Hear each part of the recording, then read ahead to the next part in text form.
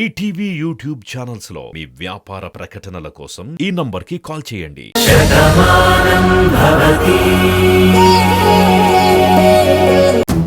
నువ్వేం చేసినా చూస్తూ ఊరుకోవడానికి నేను మామూలు మనిషిని కాను. కుటుంబమే ఊపిరిగా బతుకుతున్న మనిషిని. నా కుటుంబం జోలికొస్తే మాత్రం చూస్తూ ఊరుకుంటాననుకోకు. అది గుర్తు పెట్టుకుని ప్రవర్తిస్తే నీకే మంచిది. నిన్ను బాను,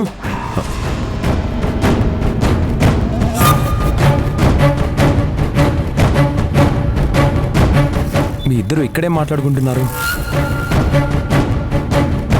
చెప్పు బాను, నేను నీకోసం కింద వెతుకుతున్నాను. ఎవరికీ తెలియకుండా నువ్వు నీలిమ ఇక్కడేం మాట్లాడుకుంటున్నారు? ఏముంటాయండి, ఏం లేదు. అదేంటి బాను అలా అంటావు? నువ్వే చెప్పు. కార్తీక్ అంత గట్టిగా అడుగుతున్నాడు కదా. తను అంతగా నిన్ను నిలదీస్తుంటే నువ్వు నీళ్లు నమ్ముతావేంటి? బాను, నా గురించి నువ్వేమనుకుంటున్నావో చెప్పు. ఇంతవరకు నువ్వు నా గురించి ఏం మాట్లాడావో చెప్పు. కార్తీక్ కూడా తెలియాలి కదా. ఏంటి నీలిమా, ఏంటి అలా మాట్లాడుతున్నావు? మా నాన్న పుట్టినరోజు గురించే కదా నేను మాట్లాడుతున్నాను. ఏమీ తెలియనట్టు అలా కొత్తగా మాట్లాడతావేంటి? నువ్వు ఇలా మాట్లాడితే ఆయనేమనుకుంటారు? అది కార్తీక్, విన్నావు కదా, మేము అదే మాట్లాడుకుంటున్నామని బాను చెప్తుంది కదా. ఓ, మీరందరూ ఇక్కడే ఉన్నారా? ఏంటంటీ, ఏమైనా పనుందా?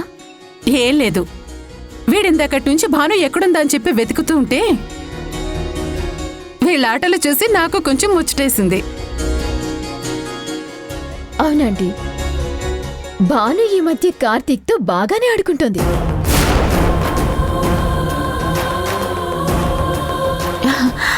అదే సరదాగా వీళ్ళిద్దరూ దాగుడు మూతలు ఆడుకుంటున్నారు. సరే భాను, నీతో పనుంది, కిందకు వెళ్దాం.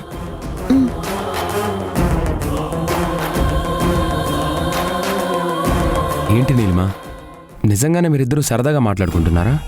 ఆ డౌట్ నీకెందుకొచ్చింది కార్తీక్?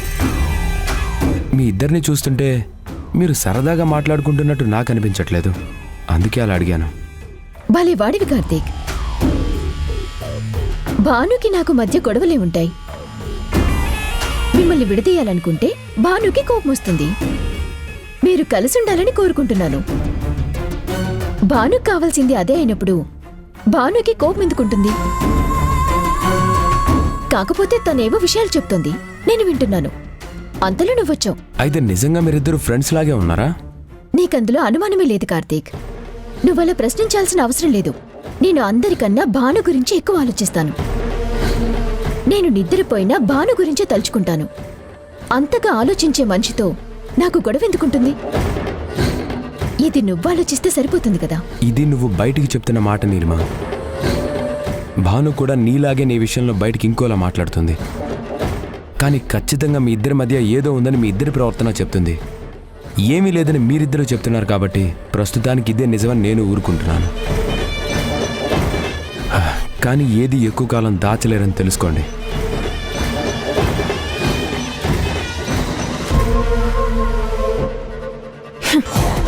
పిచ్చి కార్తీక్, భాను నీ జీవితంలో ఉండదు, ఉండనివ్వను.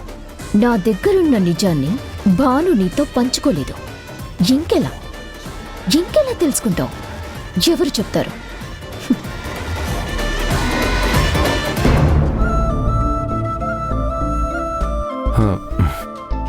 ఏంటి బాను అవి?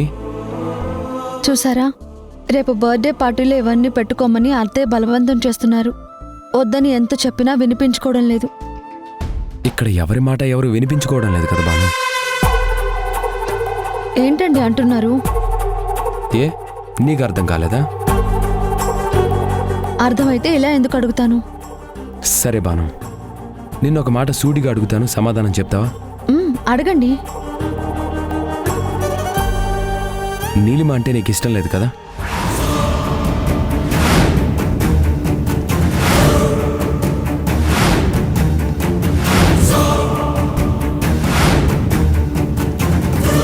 ఆ అనుమానం మీకెందుకు వచ్చింది? నేను ప్రశ్నకి ప్రశ్న వినాలనుకోవడం లేదు బాను, సమాధానం వినాలనుకుంటున్నాను. ఇప్పుడు భాను ఏం చెప్తుంది? నేనంటే ఇష్టం లేదు అని చెప్తుందా, అలా చెప్తే కార్తీక్కి నా మీద కోపం వస్తుంది. అప్పుడు నేను ఏం చెప్పినా వినిపించుకోవడం. మరి ఎలా? నా ప్రశ్నలోనే సమాధానం ఉందండి. మీకీ అనుమానం ఎందుకు వచ్చిందో నాకైతే అర్థం కావడం లేదు. ఇందులో అర్థం కాకపోవడానికి ఏమీ లేదు బాను. ఎండాకాలంలో దూరంగా ఎండమావులు కనిపిస్తాయి. అది చూసి అక్కడ నీరుందని చాలామంది భ్రమపడతారు. తీరా అక్కడికి వెళ్ళేసరికి అక్కడ కూడా ఎండే ఉంటుంది. అంతవరకు మనం అక్కడ నీరుంది అనుకున్నది అది మన భ్రమ అని అప్పుడు మనకు అర్థం అవుతుంది. ఇప్పుడు నీ విషయంలో కూడా నీ బిహేవియర్ నాకు ఆ ఎండమావిలానే కనిపిస్తుంది. అమ్మ కార్తీక్, ఎవ్వరికీ తెలియకుండా నాటకం ఆడితే నువ్వు ఇంత తెలివిగా పట్టుకుంటావా? నువ్విలా అడిగితే భాను తప్పకుండా నా గురించి చెప్పేస్తుంది. నేను చేసినవన్నీ చెప్పేస్తుంది. ఇప్పుడిలా అంటే ఏంటండి? మీ ముందు నేను నటిస్తున్నానంటున్నారా? నువ్వు నీలిమ ఇద్దరు నటిస్తున్నారని నాకు కొంచెం డౌట్గా ఉంది బాను. మీరిద్దరూ నవ్వుతూ మాట్లాడుకున్నా మీ మాటల్లో వెటకారం కనిపిస్తుంది. మీ ఇద్దరు పక్కపక్కనే ఉంటున్నా మీ ఇద్దరి మధ్య చాలా దూరం ఉందని అర్థం అవుతుంది. ఇది తెలుసుకోమని నేను బావని అడిగాను. నీలిమ ఇంట్లో ఉండడం నీకు ఇష్టం లేదని బావ కూడా నాకు ఇంతకు ముందే చెప్పాడు. నీలిమ ఇక్కడ ఉన్నంత వరకు నువ్వు ప్రశాంతంగా ఉండలేవని బావ కూడా చెప్పాడు. తను నా ఫ్రెండ్ కాబట్టి నువ్వు నాతో చెప్పుకోలేకపోతున్నావు అని కూడా చెప్పాడు. కానీ బావని నీ సొంత అన్నయ్యలాగే చూసావు కదా, తన దగ్గర నీ అభిప్రాయం చెప్పకుండా ఉంటావా? బావ చెప్పిన ఈ విషయం తప్పంటావా? అమ్మ పార్థ, ఇదంతా నువ్వు చేసిన పనా? నీ చెల్లెల్ని రక్షించుకోవటం కోసం నన్ను ఈ ఇంటి నుంచి పంపించేయమని తెలివిగా చెప్పావా? అదంతా మీ భ్రమండి. అన్నయ్యకి నేనంటే ఎంత ఇష్టమో మీకు కూడా తెలుసు కదా. ఈ ఇంట్లో నేనంటే ఇష్టం లేని మనిషి నీలిమ అని తన అనుమానం. అందుకే నేను ముభావంగా ఉన్నా దానికి కారణం నీలిమ అనుకుంటాడు. తప్పు తనదే అనుకుంటాడు. అందుకే మీతో అలా చెప్పుంటాడు. అంతేకాని మా ఇద్దరి మధ్య ఎలాంటి మనస్పర్ధలు లేవు. మీరే అనవసరంగా ఏదేదో ఆలోచించుకుంటున్నారు అంతే. నీ మాటలు నమ్మొచ్చంటావా బాను? నేను సందర్భాన్ని బట్టి ప్రవర్తిస్తాను కానీ ఎవరి మీద పగలు ప్రతీకారాలు పెంచుకోనండి. మీ దగ్గర దాచడానికే ఉంది. మన ఇల్లు ప్రశాంతంగా ఉండాలని కోరుకుంటున్నాను. నీలిమ మీద పగెందుకు పెంచుకుంటాను నేను? సరే బాను, ఇప్పుడు నువ్వు చెప్పిందని నిజమని ఒప్పుకుంటాను. కానీ ఒక్కటి గుర్తుపెట్టుకో, నాకు ఈ ప్రపంచంలో మా అమ్మ తరువాత అంత ఇష్టమైన వ్యక్తివి నువ్వు మాత్రమే. నువ్వు బాధపడితే నేను భరించలేను. కాబట్టి నీకేమైనా సమస్య ఉంటే నాతో చెప్పు. అన్ని విషయాలు నేను చూసుకుంటాను. అలాగేనండి. దాని గురించి ఇంకొదిలేసేయండి. భాను, నువ్వు చెప్పింది ఆనందంగా ఉన్నా మీ ఆయన ఎంత తెలివిగా నా గురించి తెలుసుకోవాలనుకున్నారు? శత్రువైనా సరే నీ తెలివితేటల్ని మెచ్చుకోకుండా ఉండలేకపోతున్నాను.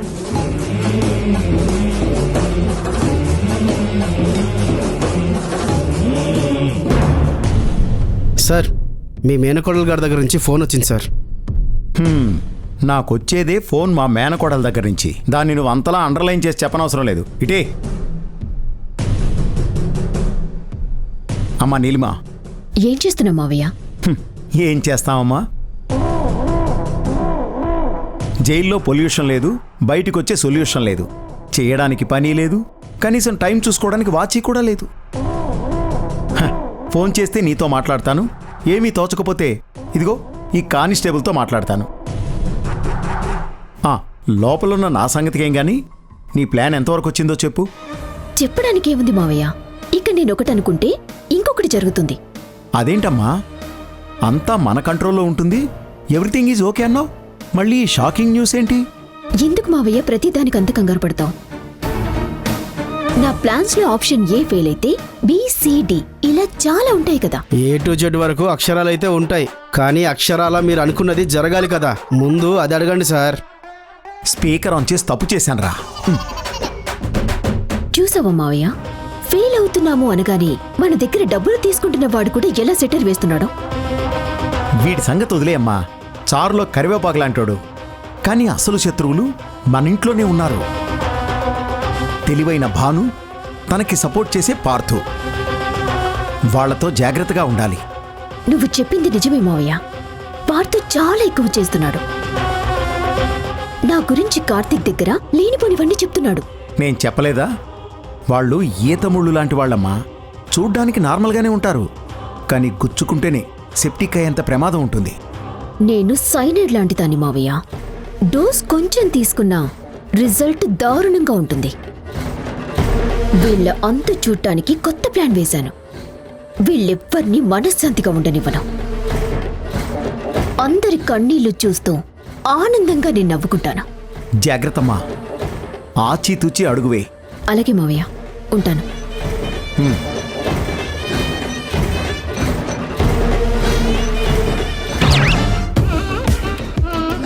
ఏంటలా చూస్తున్నావు? డేంజర్ బోర్డుకి డేంజర్ అని చెప్పినట్టు ఆవిడకేంటి సార్ అన్ని జాగ్రత్తలు చెప్తున్నారు? ఆ ఇంట్లో వాళ్ళకి కదా చెప్పాలి. ఇదిగో బా తీసుకా బా.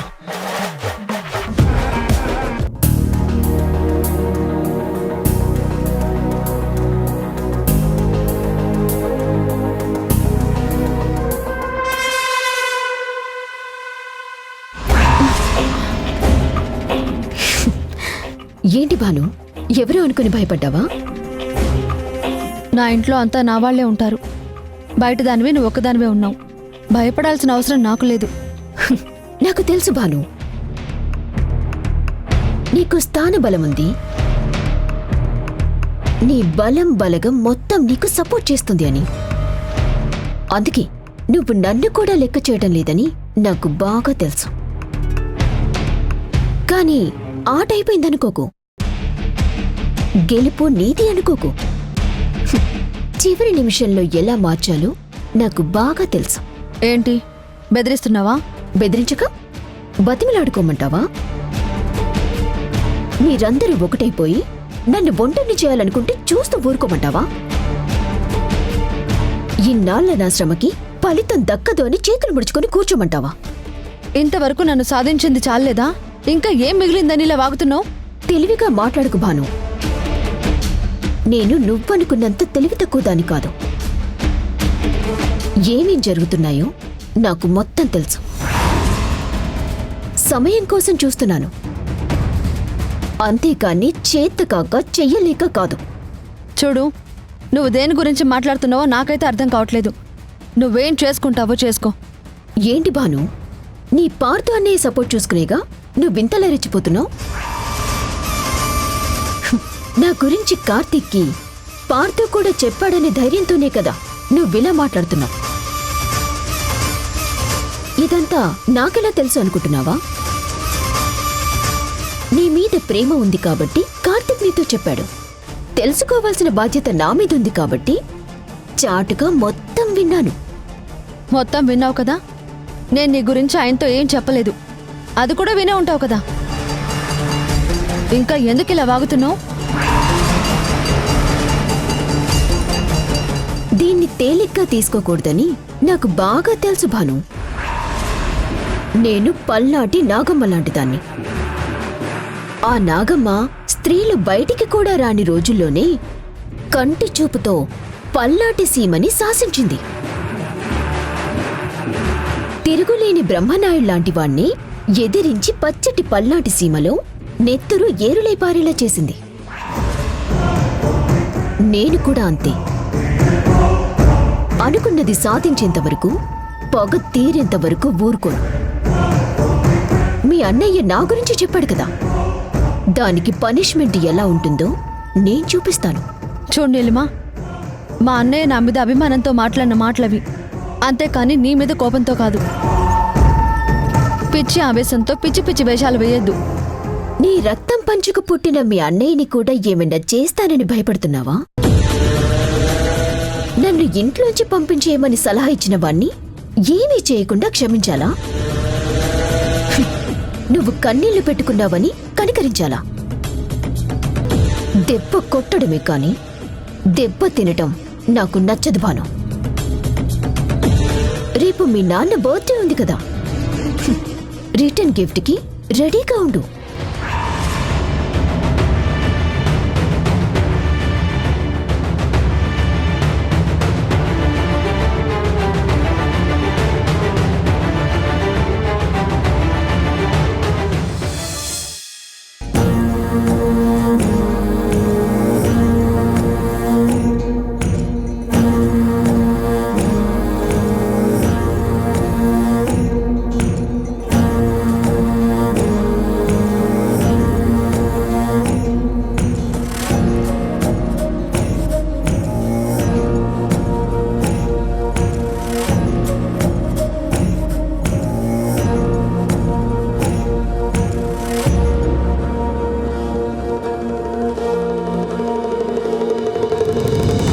ఏంటి భాను, టైం 11 అయింది, ఇంకా పడుకోలేదేంటి?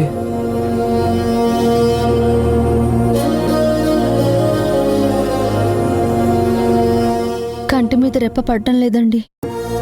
నిద్రపోయే టైంలో నిద్ర రావడం లేదంటే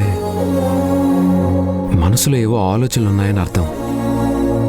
అవేంటో చెప్పు భాను. ఏం లేదండి, చెప్పుకుందామంటే ఏమీ కనబడడం లేదు కూడా. అలా అని ప్రశాంతంగా కూడా ఉండలేకపోతున్నాను. ఏంటో. చూడు భాను, భయం మనిషిని ఎంత కుంగదీస్తుందో.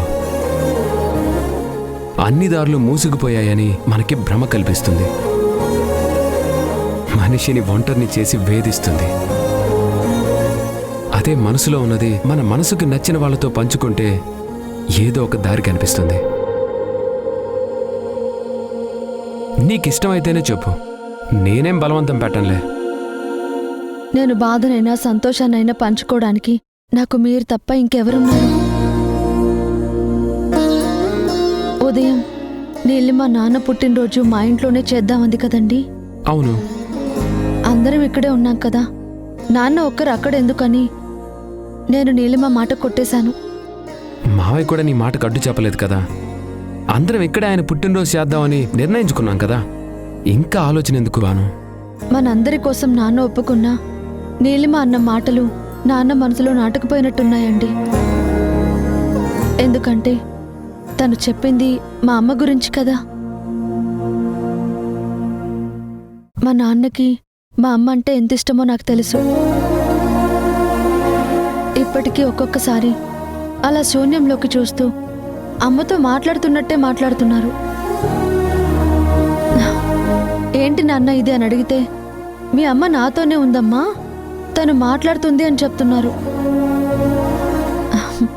అంత ఇష్టం అమ్మంటే నాన్నకి. అందుకే నీలిమ ఇల్లు అంది అని నాన్న మనసుకి అనిపించుండొచ్చు కదా. నేనే వద్దు అన్నానని నాన్నకి బాధ ఏమైనా కలుగుండొచ్చేమో అని. అది తలుచుకుంటూ ఉంటేనే నాన్న బాధపడ్డారేమోనని నాకు బాధగా ఉందండి. పిచ్చి భాను, మావయ్య నువ్వెప్పుడు బాధ పెట్టవని ఆయనకి తెలుసు. ఆయన కోసం నువ్వు ఎన్ని బాధలు పడ్డావో కూడా ఆయనకు గుర్తుంది. అలాంటి మావయ్య నిన్నెందుకు అపార్థం చేసుకుంటారు? నీ గురించి ఎందుకు తప్పుగా ఆలోచిస్తారు? ఇంక అత్తయ్య జ్ఞాపకం అంటావా? ఆయన గుండెల్లో ఆవిడెప్పుడు ఉంటారు. ఆ ఇంటి గోడల్లో లేరని మావయ్య కూడా తెలుసు. ఒక చిన్న పని చేద్దామండి, నా మనసు కూడా తృప్తిగా ఉంటుంది. మా ఇంటికి వెళ్ళి మా అమ్మ ఫోటో తీసుకొద్దాం. అత్తయ్య ఫోటోనా? ఎందుకు బాను? అమ్మ గురించి ఊహించుకుంటూ ఊహల్లో మాట్లాడే నాన్నకి అమ్మ ఫోటో చూపిస్తే కాస్తైనా సంతోషంగా ఉంటుంది కదండి. అది తన పుట్టినరోజు నాడు అమ్మ ఫోటో తన పక్కనుంటే అమ్మ తన పక్కనున్నంత ఆనందంగా ఉంటారు. అందుకే దయచేసి నా మాటని కాదనొద్దు. సరే బాను, నువ్వెలా అంటే అలా చేద్దాం. రేపొద్దునే వెళ్ళి ఆ ఫోటోని తీసుకొచ్చేద్దాం. మామయ్యకి పుట్టినరోజు పూట అదొక సర్ప్రైజ్ గిఫ్ట్లా ఇద్దాం. సరేనండి. ఇప్పుడు నీ బెంగ తీరిందా? నిజంగా మనసుకెంతో తేలిగ్గా ఉంది. అందుకే చెప్పాను కదా భాను, నీకెలాంటి సమస్య ఉన్నా నాతో పంచుకోమని. తప్పకుండా పరిష్కారం చూపిస్తాను. ఇప్పుడు నువ్వు హ్యాపీగా ఉంటావు, నేను హ్యాపీగా ఉంటాను. ఇప్పటికే లేట్ అయింది, పడుకో. Good night.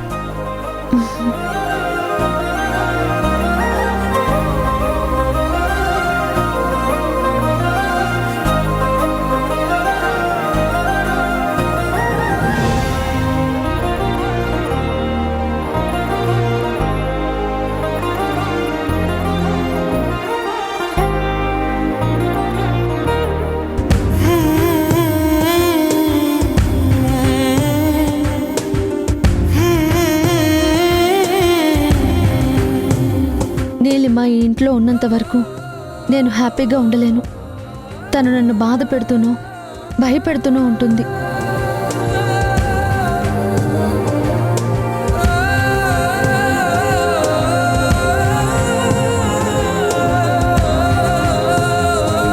మీ నాన్న పుట్టినరోజు నాడు కూడా నీకు మనశ్శాంతి లేకుండా చేశాను. మనస్ఫూర్తిగా నువ్వు ఆయనతో ఆనందాన్ని పంచుకోలేకుండా చేశాను. అసలు నీకేం కావాలి నీలిమ? ఎందుకు నా మీద అంత పగబట్టావు? ఇది ఇక్కడితో అయిపోలేదు. నేను ఏం చేస్తానో నీ ఊహకు కూడా అందదు. నీ వాళ్ళ మధ్యనే నువ్వు బుక్కిరి బిక్కిరైపోతావు. అది ఈ రోజు జరగబోయేది.